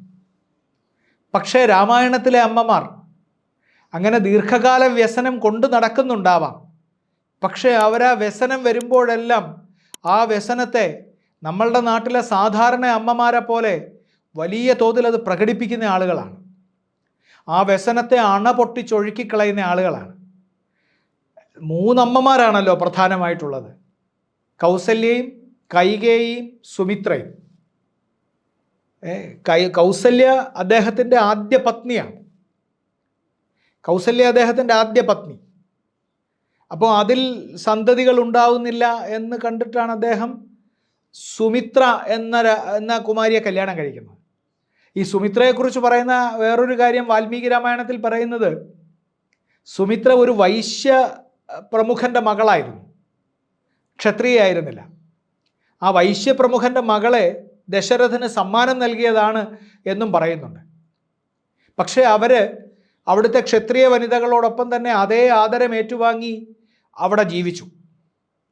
ഈ കൈകേയി കേകയ രാജ്യത്ത് നിന്ന് പിന്നീട് കൊണ്ടുവരുന്നതാണ്. കൂടുതൽ ചെറുപ്പം, ഇവരെക്കാൾ കൂടുതൽ ചെറുപ്പം, ഇവരെക്കാൾ കൂടുതൽ സൗന്ദര്യം. കാളിദാസൻ പറയും പ്രിയ കേകയ വംശജ എന്ന് പറയും. കേകയ വംശത്തിൽ നിന്ന് വന്ന ഇവളാണ് ദശരഥന് ഏറ്റവും പ്രിയപ്പെട്ടവളായി തീർന്നത് എന്ന് കാളിദാസൻ രഘുവംശത്തിൽ പറയും. അതിൻ്റെ കാരണം അവർ ചെറുപ്പമായതുകൊണ്ടും കുറച്ച് സാമർഥ്യം കൂടുതലുള്ളതുകൊണ്ടും അവർ കുറച്ചുകൂടെ സുന്ദരിയായതുകൊണ്ടുമാണ് എന്ന് നമ്മൾ രാമായണം വായിക്കുമ്പോൾ മനസ്സിലാക്കും. പക്ഷേ ഈ 2 അമ്മമാർക്കും അങ്ങനെ അല്ലാത്ത ചില സവിശേഷതകൾ ഉണ്ടായിരുന്നു. നമ്മൾ അത് മനസ്സിലാക്കുമ്പോൾ വേറൊന്നുകൂടി നമ്മൾ രാമായണത്തെ സംബന്ധിച്ച് പറയണം. രാമായണത്തിൽ രാമലക്ഷ്മണന്മാരുടെ ഭരതശത്രുഘ്നന്മാരുടെയും ബാലലീലകളൊന്നും വർണ്ണിക്കുന്നില്ല. ഒരിടത്തും പറയുന്നില്ല ബാലലീലകൾ. നമ്മൾ ഭാഗവതം വായിക്കുമ്പോൾ അങ്ങനെയല്ലല്ലോ. കൃഷ്ണൻ്റെ ബാലലീലകൾക്ക് വേണ്ടി മാത്രം എഴുതപ്പെട്ട പുസ്തകമാണ് ഭാഗവതം. പക്ഷേ ശ്രീരാമൻ്റെയും ലക്ഷ്മണൻ്റെയും ഭരതൻ്റെയും ശത്രുഘ്നൻ്റെയും ബാലലീലകൾ ഒട്ടും പറയുന്നില്ല. പകരം കൈകേയി പ്രത്യക്ഷപ്പെടുന്നത് തന്നെ ആദ്യം നമ്മൾ കാണുമ്പോൾ ശ്രീരാമൻ്റെ ജനനത്തെ സംബന്ധിച്ച് ഉള്ള ഒരു അറിയിപ്പ് കിട്ടുന്ന സമയത്താണ് അവരെ നമ്മൾ രാമായണത്തിൽ പ്രത്യക്ഷപ്പെടുന്നത്. അത് കഴിഞ്ഞ് പിന്നെ നിർണായക സന്ദർഭങ്ങളിലാണ് വരുന്നത്. ശ്രീരാമൻ്റെ അഭിഷേകത്തെക്കുറിച്ച് കൈകേയി അറിയുന്നത് തന്നെ രാജകിങ്കരന്മാർ പറഞ്ഞിട്ടാണ്. കൈകേയിയും കൗസല്യയും സുമിത്രയും ഈ 3 അമ്മമാരും രാമാഭിഷേകത്തെക്കുറിച്ച് അറിയുന്നത് രാജാവ് പറഞ്ഞിട്ടല്ല. വാൽമീകി രാമായണം അനുസരിച്ച് രാജാവ് പറഞ്ഞിട്ടല്ല അറിയുന്നത്. ഇവരെല്ലാം ഈ പൗരപ്രമുഖന്മാർ പറഞ്ഞിട്ടാണ് അറിയുന്നത്. അന്തഃപുരത്തിൽ സംസാരമുണ്ടായി കഴിഞ്ഞിട്ടാണ് ഇവർ 3 പേരും അറിയുന്നത് പട്ടാഭിഷേകം നടക്കാൻ പോകുന്നുവെന്ന്. ദശരഥൻ വളരെ ദുർബലനായ ഒരു രാജാവായിട്ടും അദ്ദേഹം ഇങ്ങനെ കൈകേയിക്ക് കീഴടങ്ങിപ്പോയതുകൊണ്ട് ഒരു സ്ത്രീജിതനായിട്ടും ഒക്കെ നമ്മൾ അങ്ങനെ പറയപ്പെടുന്നുണ്ട്. നമ്മളുടെ CN ശ്രീകണ്ഠൻ നായരുടെ സാകേതം എന്ന് പറയുന്ന നാടകത്തിൽ അദ്ദേഹം ആ തരത്തിലുള്ള വലിയ ദൗർബല്യം പ്രകടിപ്പിക്കുന്നതായിട്ട് നമുക്ക് കാണാം. പക്ഷേ നമ്മൾ ഒരു കാര്യം മനസ്സിലാക്കേണ്ടത്, ഈ വിവരം അദ്ദേഹം ഈ ഭാര്യമാരോട് ആരോടും പറഞ്ഞില്ല. രാജ്യകാര്യമായിട്ടും ഗാർഹിക കാര്യമായിട്ടും ഇരുന്നോട്ടെ എന്ന് അദ്ദേഹം വിചാരിച്ചിട്ടുണ്ട്. അവിടെ വെച്ച് ഇത് അറിയുമ്പോൾ ഇവർക്ക് വലിയ ആഹ്ലാദമുണ്ടാവുന്നു. കൗസല്യയും സുമിത്രയുമാണ് ഒരുമിച്ച് നിന്നത് മനസ്സിലാക്കുന്നത്. അവരാണ് ഒരുമിച്ചത് അറിയുന്നത്. അവർ തമ്മിൽ ഒരാന്തരബന്ധം വളർന്നിരുന്നു എന്ന് നമ്മൾ വാൽമീകി രാമായണം വായിക്കുമ്പോൾ നമുക്ക് മനസ്സിലാവും. ഈ 2 അമ്മമാർ തമ്മിൽ കൈകേയിയുമായിട്ട് അവർക്ക് അത്രയ്ക്ക് ബന്ധമുണ്ടായിരുന്നില്ല. കൈകേയി വേറൊരു ഒറ്റപ്പെട്ട ജീവിതമാണ് അവിടെ അന്തഃപുരത്തിൽ നയിക്കുന്നത്. ചിലപ്പോൾ രാജാവിന് അവരോട് പ്രിയമുണ്ടായിരുന്നത് കൊണ്ട് ഇവർക്ക് 2 പേർക്കും അതിലൊരു ഈർഷ്യ ഉണ്ടാവുകയും ഇവർ ആ സഹകരണം വേണ്ടെന്ന് വെക്കുകയും ചെയ്തതായിരിക്കും. നമ്മളുടെ ലൗകിക ബുദ്ധി കൊണ്ട് എത്തുന്ന തീരുമാനങ്ങളാണ് ഇതൊക്കെ, നിഗമനങ്ങളാണ് കേട്ടോ. അപ്പോൾ അവരങ്ങനെയാണ്. അത് കഴിഞ്ഞിട്ട് രാമാഭിഷേക വിഘ്നം വരുമ്പോഴാണ് കൗസല്യ തൻ്റെ അണപൊട്ടിയ രോഷം പുറത്തേക്കൊഴുക്കുന്നത്. രാമനെ അഭിനന്ദിക്കാത്തതാരാണ്? സുമിത്ര അഭിനന്ദിക്കുന്നു. കൈകേയിക്ക് അത്യാഹ്ലാദമുണ്ടാകുന്നു. രാമൻ ഈ രാജാവാകുന്നു എന്നറിഞ്ഞിട്ട്, യുവരാജാവാകുന്നു എന്നറിഞ്ഞിട്ട്. അത് നമുക്ക് വേറെ തന്നെ ചിന്തിക്കേണ്ടതുള്ളത് കൊണ്ട് ഞാൻ ഇപ്പോൾ അവിടെ അത് പറയുന്നില്ല. കൗസല്യയും സുമിത്രയും ഈ രാമാഭിഷേക വിഘ്നം വരുന്നു എന്നറിയുന്ന സമയത്ത് പൊട്ടിത്തെറിക്കുന്നുണ്ട്. കൗസല്യ പൊട്ടിത്തെറിച്ചിട്ട് നമ്മളുടെ ഒരു സാധാരണ വീട്ടമ്മയ്ക്കുണ്ടാകാവുന്ന സകല വിഷാദങ്ങളും ഉണ്ടായിട്ട് അവർ കൈകേയിയെ, മൃഗീയയായിട്ടുള്ള സ്ത്രീ, ഇവൾ വഞ്ചകയാണ്, ഇവൾ രാജാവിനെ കൊല്ലാൻ വേണ്ടി പിറന്നവളാണെന്നൊക്കെ പറയുന്ന സാധാരണ ഫൽസനങ്ങളൊക്കെ നടത്തുന്നുണ്ട്. അത്തരം വാക്കുകളെല്ലാം ഉപയോഗിക്കുന്നുണ്ട്. പലതവണ മോഹാലസ്യപ്പെടുന്നുണ്ട്. എന്നിട്ടാണ് ശ്രീരാമനെ കാണുമ്പോൾ അദ്ദേഹം വളരെ അക്ഷോഭ്യനായിട്ടാണ് പറയുന്നത്. ഇങ്ങനെ വനവാസത്തിൻ്റെ കാര്യവും അദ്ദേഹത്തിന് ആദ്യം പ്രാഥമികമായിട്ടൊരു വിഷാദം ഉണ്ടാകുന്നുണ്ടെങ്കിലും വളരെ പെട്ടെന്ന് മനസ്സിൻ്റെ സന്തുലിതാവസ്ഥ വീണ്ടെടുത്തിട്ട് അദ്ദേഹം പറയുന്നുണ്ട്, ഞാനിങ്ങനെ വനവാസത്തിന് പോവുകയാണ്, എനിക്കിനി അവിടെയാണ് എൻ്റെ ജീവിതം എന്നൊക്കെ പറഞ്ഞിട്ട് പറയുമ്പോൾ കൗസല്യ പറയുന്നുണ്ട്, ഈ ജീവിതം എങ്ങനെ, ഇയാളുടെ ജീവിതം ഈ വനത്തിൽ അവസാനിച്ചു പോവുകയുള്ളൂ, എൻ്റെ മകൻ്റെ ജീവിതം, അവൻ അവിടുന്ന് തിരിച്ചു വരവ് സാധ്യമാവില്ല, ഇവളുടെ മകൻ ഭരതന് വേണ്ടിയിട്ട് ഇതെല്ലാം ചെയ്തു കൊടുക്കുമെന്നൊക്കെ പറയുന്നുണ്ട്. എന്നിട്ട് ഈ ശ്രീരാമനും സീതയും ലക്ഷ്മണനും കൂടി പോകാനായി വരുമ്പോൾ അലമുറയിട്ടുകൊണ്ടാണ് അതിനെ സ്വീകരിക്കുന്നത്. അപ്പോഴാണ് സുമിത്ര പറഞ്ഞ പ്രസിദ്ധമായ ശ്ലോകം, രാമായണത്തിലെ ഏറ്റവും പ്രധാനപ്പെട്ട ശ്ലോകം ഏതാണെന്ന് വിക്രമാദിത്യൻ്റെ സദസ്സിലെ വരരുചിയോട് ചോദിച്ചപ്പോൾ അദ്ദേഹം പറഞ്ഞു എന്ന നിലയിൽ പ്രസിദ്ധമായിട്ടുള്ള ശ്ലോകം, രാമം ദശരഥം വിധി മാം വിധി ജനകാത്മജാം അയോധ്യാം അടവിം വിധി ഗച്ഛദാത യഥാസുഖം എന്ന് പറയുന്ന ശ്ലോകം. രാമം ദശരഥം വിധി, രാമനെ നീ ദശരഥൻ എന്നറിയുക. എന്താണ് രാമം ദശരഥം വിധി മാം വിധി ജനകാത്മജാം, ജനകാത്മജയെ നീ അമ്മയായിട്ടുള്ള ഞാനായിട്ട് കരുതണം എന്നാണ് പറയുന്നത്. അയോധ്യാം അടവിം വിധി, അയോധ്യയെ നീ അടവിയെ അയോധ്യയായിട്ട് കരുതണം, കാനനത്തെ, കാടിനെ അയോധ്യയായിട്ട് കരുതണം, എന്നിട്ട് വേണം നീ ഇവിടുന്ന് പോകാൻ എന്ന് പറയുന്ന പ്രസിദ്ധമായ ശ്ലോകം. ആ ശ്ലോകം 24 തരത്തിൽ വ്യാഖ്യാനിക്കാം എന്നൊക്കെയാണ് പറയുന്നത്. വ്യാഖ്യാനത്തിൻ്റെയൊക്കെ കാര്യം അവിടെ ഇരിക്കട്ടെ. അതൊരു വലിയ ഉപദേശമാണ് ആ നൽകുന്നത്. ആ ഉപദേശം നൽകിക്കഴിഞ്ഞിട്ട് നമ്മൾ ആ വാക്കിനെക്കുറിച്ച് കൂടി ആലോചിക്കണം. അയോധ്യ എന്ന് പറയുന്ന വാക്കിൻ്റെ അർത്ഥം എന്താണ്? അയോധ്യ എന്ന് പറയുന്ന വാക്കിൻ്റെ അർത്ഥം യുദ്ധമില്ലാത്ത സ്ഥലം എന്നാണ്. അയോധ്യയിൽ ഒരു യുദ്ധവും ഉണ്ടാവുന്നില്ല. യുദ്ധസമാനമായ അന്തരീക്ഷങ്ങൾ ഉണ്ടാവുമ്പോഴൊക്കെ അതിലെ രാജാക്കന്മാർ അവർക്ക് ലഭിച്ചിട്ടുള്ള പൈതൃകമായിട്ടുള്ള അവരുടെ പരമ്പരയായിട്ട് ആർജിച്ചിട്ടുള്ള നമ്മളുടെ ഈ നാടിൻ്റെ തന്നെ പൊതുവായിട്ടുള്ള സ്വഭാവമായിട്ടുള്ള സമചിത്തത സ്വീകരിക്കുന്നതായിട്ട് നമുക്ക് കാണാം. യുദ്ധമുണ്ടാവുന്നുണ്ട് അതിന് പുറത്തെല്ലാം. പക്ഷേ അയോധ്യ എന്ന് പറയുന്ന സ്ഥലം യുദ്ധമില്ലാത്ത സ്ഥലമാണ്. അവിടെ ഒട്ടും യുദ്ധമുണ്ടാവുന്നില്ല. അവിടെ നിന്നാണ് ശ്രീരാമൻ വനത്തിലേക്ക് പോകുന്നത്. വനത്തിലേക്ക് പോകുമ്പോഴാണ് ഈ അമ്മമാരുടെ കഠിനമായ വിലാപം ഉണ്ടാവുന്നത്. ശ്രീരാമനെ പോയി കണ്ടിട്ട് വനത്തിലേക്ക് പോയി കഴിയുമ്പോൾ ഭരതൻ രാജ്യഭാരം ഏറ്റെടുക്കാൻ വരുമ്പോൾ ഭരതൻ വന്നിട്ടുണ്ടെന്നറിഞ്ഞിട്ട് കൗസല്യ സ്വന്തം ആകാരത്തിൽ നിന്നിറങ്ങി ഓടി വഴിയിൽ ചെന്നിട്ടാണ് അയാളെ കാണുന്നത്. അവർക്ക് ആ അമർഷം സഹിക്കാത്തത് കൊണ്ട്, ഭരതൻ്റെ രാജ്യലോഭം കൊണ്ടായിരിക്കും അയാളുടെ അമ്മ ഇത് പറഞ്ഞത് എന്ന ചിന്തയിലാണ് അവർ വരുന്നത്. അവർ വന്നിട്ട് വഴിയിൽ ഭരതനെ തടഞ്ഞു നിർത്തിയിട്ടാണ് അവർ ഭരതനോട് പറയുന്നത്, നിന്നെപ്പോലെ ഒരു രാജ്യലോഭി വേറെ ഉണ്ടോ? നിന്നെപ്പോലെ ഒരു തീർത്തും കൊള്ളരുതാത്തൊരു മനുഷ്യനുണ്ടോ? നിന്റെ അത്യാഗ്രഹം നടക്കട്ടെ.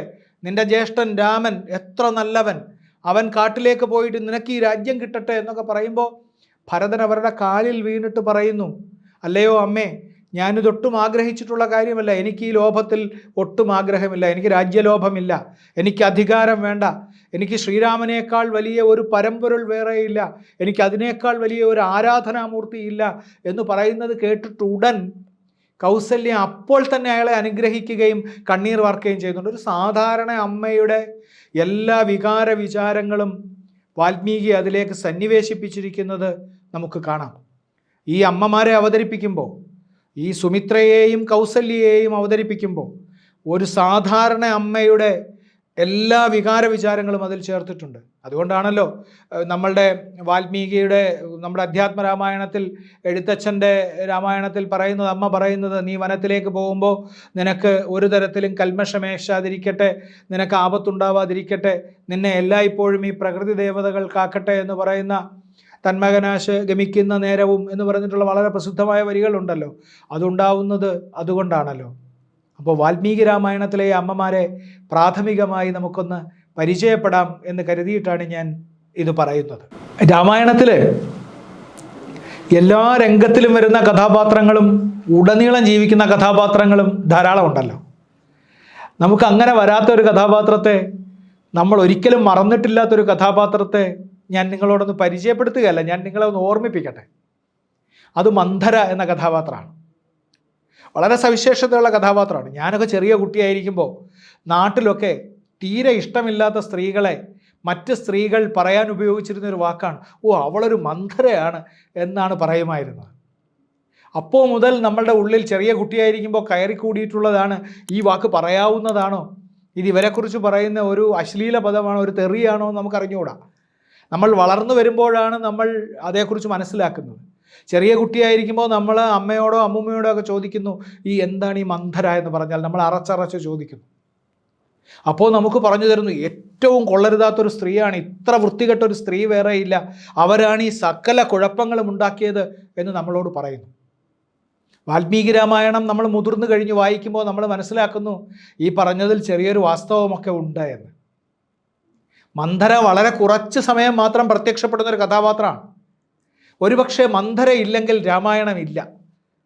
മന്ധര ഇല്ലായിരുന്നെങ്കിൽ രാമായണം വളരെ നേരത്തെ സമാപിച്ചു പോയേനെ. ഈ രാവണ നിഗ്രഹം ഉൾപ്പെടെയുള്ള മഹാപ്രവർത്തനങ്ങളിലേക്ക് രാമായണം ഈ രീതിയിൽ വികസിക്കുമായിരുന്നില്ല. അതുകൊണ്ട് തന്നെ വാൽമീകിയുടെ സൃഷ്ടിയിലെ അസാമാന്യമായൊരു കഥാപാത്രമാണത്. കേകയ രാജ്യത്ത് നിന്ന് കൈകേയി വരുമ്പോൾ അവരുടെ കൂടെ അവരുടെ കാര്യങ്ങൾ നോക്കാൻ വേണ്ടി കൃത്യമായി അയച്ച ഒരു കഥാപാത്രമാണ്. അവർ കുബ്ജയാണ്, അവരുടെ ശരീരത്തിന് ചെറിയ വളവുണ്ട്. അപ്പോൾ അങ്ങനെയുള്ളൊരു കഥാപാത്രം. അപ്പോൾ ചില രാമായണ വ്യാഖ്യാതാക്കൾ പറയും, അതൊന്നും കാണാതെ അല്ല ആ രാജാവ് ഇങ്ങോട്ട് അയച്ചതെന്ന്, വേണ്ട സമയത്ത് ഇവർക്ക് വേണ്ട കാര്യത്തിൽ അഡ്വൈസ് കൊടുക്കാൻ വേണ്ടി കൂടി അയച്ചതാണെന്ന് പറയും.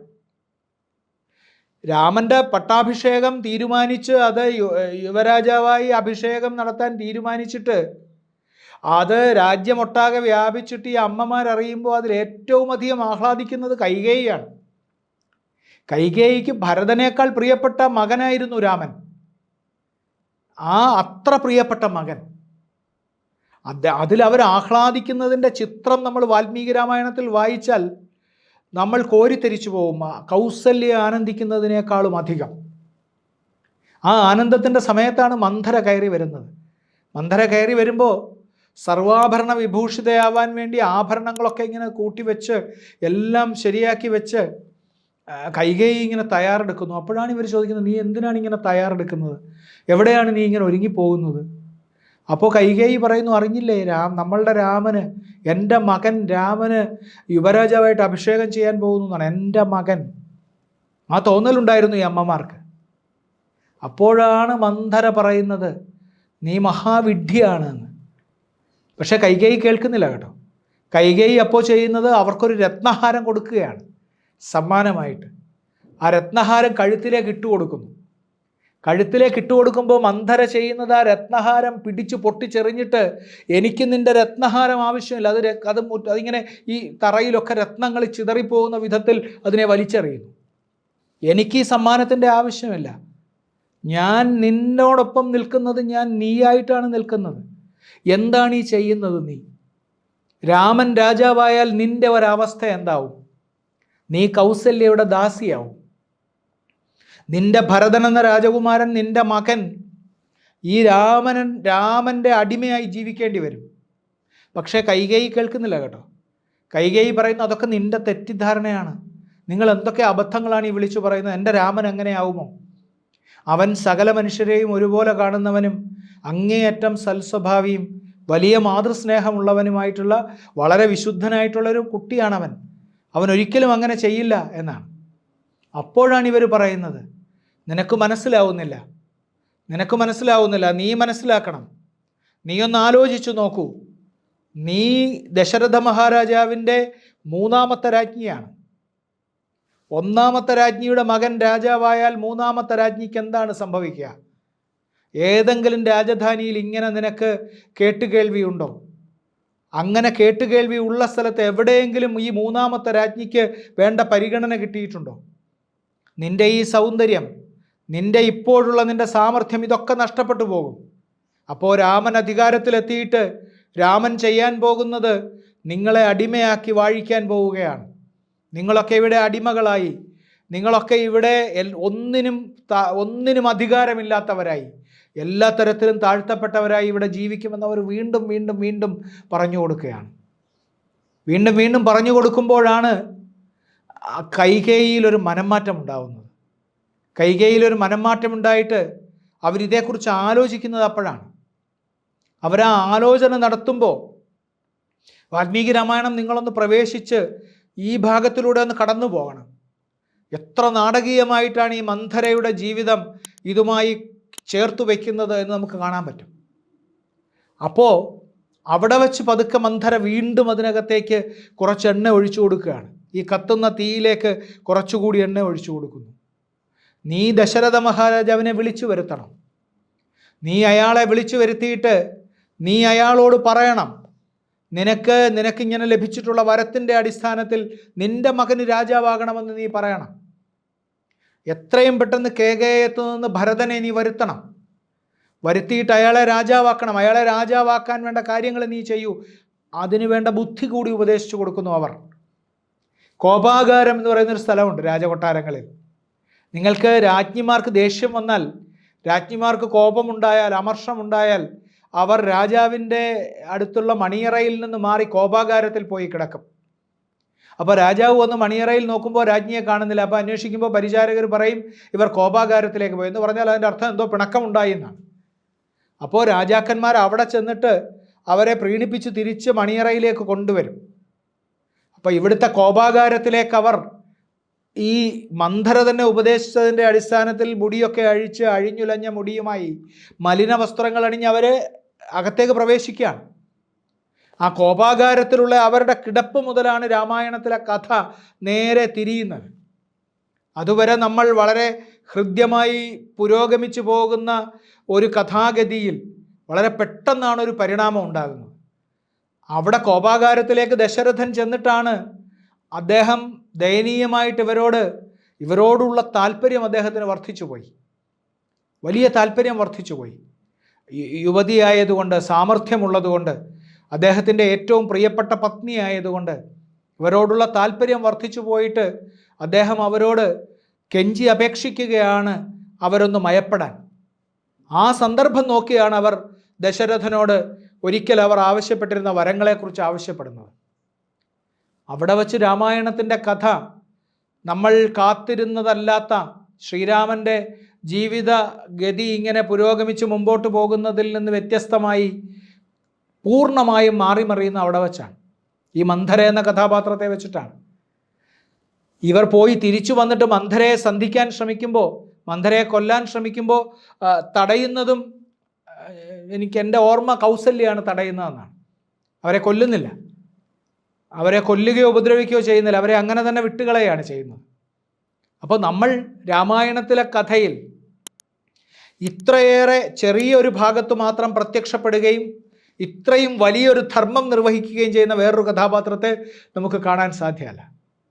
രാമായണം ഒരർത്ഥത്തിൽ നോക്കിയാൽ, നമ്മളിപ്പോഴൊക്കെ പുതിയ ഭാഷയിൽ പറഞ്ഞാൽ, വളരെ ഫീൽ ഗുഡായിട്ടുള്ളൊരു പുസ്തകമാണ്. രാമായണത്തിൽ അതിലെ പ്രതിനായകനായാലും അതിലെ നായകനായാലും എല്ലാം ഓരോ ഭാഗത്തും കുറേ നന്മകളോടുകൂടി ജീവിക്കുന്ന മനുഷ്യരാണ്. രാക്ഷസന്മാരായാലും മൃഗങ്ങളായാലും വാനരന്മാരായാലും പക്ഷികളായാലും വൃക്ഷങ്ങളായാലും ഒക്കെ പൊതുവെ ഒരു ഫീൽ ഗുഡാണ് അതിൻ്റെ ഒരു പൊതുവായിട്ടുള്ള നമ്മുടെ അനുഭവം. ആ ഫീൽ ഗുഡായിട്ടുള്ള കഥയിൽ ഒരിക്കലും അങ്ങനെയല്ലാത്ത ഒരു കഥാപാത്രത്തെ വാൽമീകി നിബന്ധിച്ചു വച്ചിരിക്കുന്നു, മന്ധര. ആ കഥാപാത്രത്തിൻ്റെ സൃഷ്ടി അനന്യമാണ് എന്ന് വേണം പറയാൻ. അതിന് സമാനമായ കഥാപാത്രങ്ങൾ പിൽക്കാലത്ത് നമ്മൾ നാടകങ്ങളിൽ നോക്കുമ്പോൾ വിശ്വസാഹിത്യത്തിൽ പലയിടത്തും നമുക്ക് കണ്ടെടുക്കാൻ കഴിയും. പക്ഷേ ഭാരതീയ സാഹിത്യത്തിൽ ഒരേ ഒരു മന്ധര മാത്രമേ ഉള്ളൂ. അത് വാൽമീകി രാമായണത്തിൽ വാൽമീകി വളരെ കൃത്യമായി സൃഷ്ടിച്ചിട്ടുള്ള ഈ അപൂർവ കഥാപാത്രമാണ്. രാമായണം നമ്മൾ എങ്ങനെ വായിക്കണം? നിങ്ങൾ വിചാരിക്കും എന്തൊരു അബദ്ധധാരണയുള്ള ചോദ്യമാണിത്. രാമായണം എങ്ങനെ വായിക്കണം? രാമായണം രാമായണമായി വായിക്കണം, എടുത്തു നോക്കി വായിക്കണം. പക്ഷേ രാമായണം ഇന്ത്യയിൽ ഒരിക്കലും അങ്ങനെ വെറുതെ വായിക്കപ്പെട്ടൊരു പുസ്തകമല്ല. രാമായണത്തിൻ്റെ വ്യാഖ്യാതാക്കളും രാമായണത്തെ ഉപജീവിച്ച് പുസ്തകം എഴുതിയവരും രാമായണത്തെ ഉപജീവിച്ച് കാവ്യങ്ങൾ ഉണ്ടാക്കിയവരും അതിനെ ഓരോ സ്ഥലത്തും ഓരോ പ്രാദേശിക ഭാഷയിലും ആവിഷ്കരിച്ചവരുമെല്ലാം രാമായണത്തെ വെറുതെ വായിച്ച ആളുകളല്ല. രാമായണത്തെ അവരവരുടെ ബോധ്യത്തിനനുസരിച്ച് വ്യാഖ്യാനിച്ച ആളുകളാണ്. നമ്മളിപ്പോൾ കേരളത്തിൽ രാമായണം വായിക്കുമ്പോഴുള്ള വലിയ ഒരു പ്രശ്നം, നമ്മൾ അതിനെ സമകാലികമായിട്ടുള്ള അനേകം കാര്യങ്ങളുമായി വല്ലാതെ ചേർത്ത് വെച്ച് വായിക്കുന്നു. രാമായണം നമ്മളുടെ മുന്നിലേക്ക് വയ്ക്കുന്ന ആസ്വാദ്യമായ ഒരു കാവ്യാനുഭവമുണ്ട്. രാമായണം നമ്മുടെ മുന്നിലേക്ക് വയ്ക്കുന്ന വലിയൊരു ദാർശനിക അനുഭവമുണ്ട്. രാമായണം നമ്മുടെ മുന്നിലേക്ക് വയ്ക്കുന്ന ഒരു മനുഷ്യ ദർശനമുണ്ട്. ഇതിനെയൊക്കെ കാണാൻ പറ്റാതെ പോകും നമ്മൾ രാമായണത്തെ ഏതെങ്കിലും ഒരു പ്രത്യേക അറയിലേക്ക് നിർത്തി കാണാൻ ശ്രമിച്ചാൽ.